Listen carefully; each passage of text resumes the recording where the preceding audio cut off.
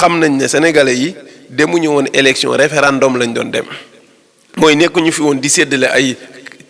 carte fi sénégalais yi tolloon mooy lii fi nekk day jeex mbaa mu continuer moo tax ñaari candidat doo nga amoon lii fi nekk day jeex mbaa day continuer gis nañ ne daa war a jeex ñu coppe ko loolu moo tax. waaye dafa mel na war nañ ci jàngee gannaaw élection yi fan lañ jëm ndax tey peuple bu Sénégal wane na ne que ni peuple bu mag la peuple bu xam boppam la peuple bu xam li muy def la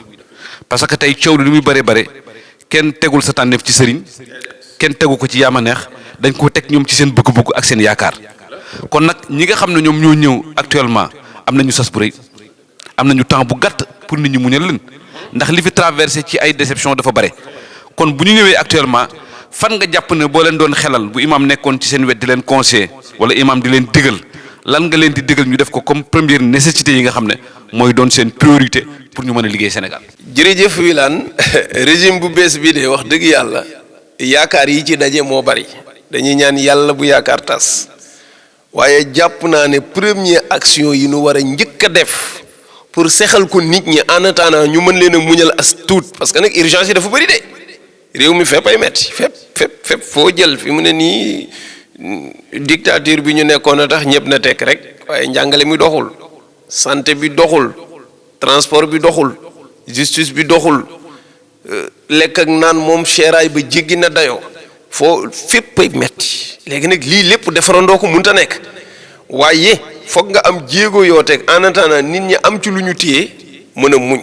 mooy premièrement na wàññi dund bi ak lu mën a xew même bu doon xaru buy leb lu mu def nañ fexe premier jéego yi ñu wàññi dund bi pour nit ñi mën leen a muñal as tuut ñu xool nag yan action la ñuy teg lekk gi cher na naan bi cher na te jaarul yoon courant cher na ndox cher na te factures yi vraiment ñépp ko jàmbat moo tax ma jàpp ne ñoom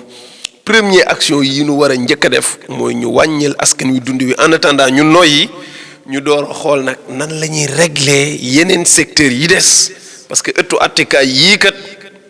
jàpp naa ne li ñu war a jóg moom ci la bokk ndax fii nu yegg si tey dara yóbbuwuñu fa lu dul utilisation justice bi régime bi doon def mooy bu soxlaa liquider adversaire am dem ak moom ci ëttu attekaay ya def ca lu ko neex askan wi fipp bakkan yi fi faatu deret yi tuuru alal yi yàqu yépp loxo justice bi ci biir moo tax ma jàpp ne président diomay bi muy campagne am góor gu ko jox bale bi xamul tax mu jox ko de waaye bale bi junjula de fokk ci am ñu nu bale moom ci administration bi fokk mu am ñu mu bale ci justice bi fokk mu am ñu bale parce que am na ñoo xam ne bàyyi leen fa pombiteer bu nëb la ci saako dañuy yàq di funax te mboolem scandale yi fi jaar wala fitna yi fi jaar ak yépp seen loxo dafa ne ci biir ñooñu boo leen raxasul même système bi jàlloon moo fi nekkaat beneen bi ci des mooy mu changer politique entre politiciens yi ak religieux yi da ko changer parce que nag la ñu doon dund